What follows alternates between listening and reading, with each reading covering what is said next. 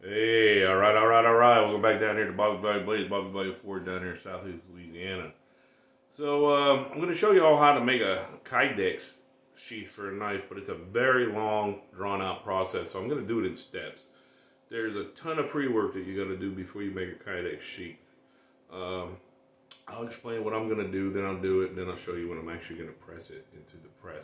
So first of all, what you need is a sheet of Kydex.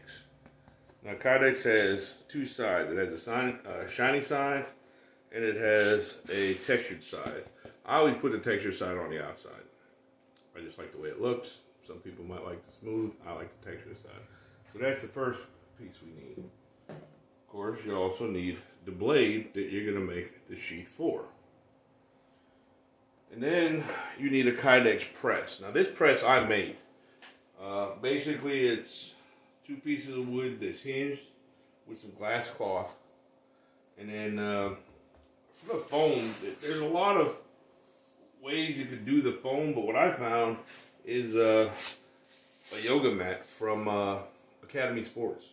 It really works good. It holds up to the heat, but it also conforms to the blade that you're trying to press into the hot Kydex.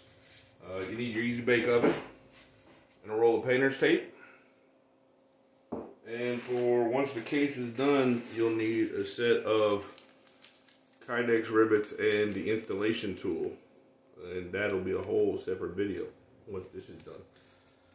But basically what I have to do is I have to wrap the blade in at least 10 layers of painter's tape. And what that does, that gives a gap between the blade and the Kydex. So when I heat the Kydex up, I put the blade in there and squash it. The blade has play in there. Not enough play to make it loose, but enough play that it's loose enough to get the blade in and out. 10 is usually the level I use. Now, one thing, I've never done Kydex on an acrylic handle. So I'm praying it doesn't melt the handle while it's in the press. Because once you get into the press, you have to hold it in there for about 10 minutes for the Kydex to cool. So that's going to be very interesting. I might put a little something else on here to keep that handle from getting warm with the Kydex. So basically what I'll do is I'll trace out the pattern of the blade. Give me enough for extra, both sides, because this is going to be a riveted case for a boot knife. Get that all cut, put it in the easy bake oven, take this up, and it doesn't take long for that Kydex to get soft in the little oven. So it's a very fast process. But once I get that done, I'll lay the Kydex on the press. I'll put a piece of this foam underneath with the Kydex, the knife. Kydex on top, another piece. Then I'll take the press, I'll close it. Then I'll take my C-clamps, or my wood clamps, and I'll clamp that down tight. And you can see how that clamps down like that.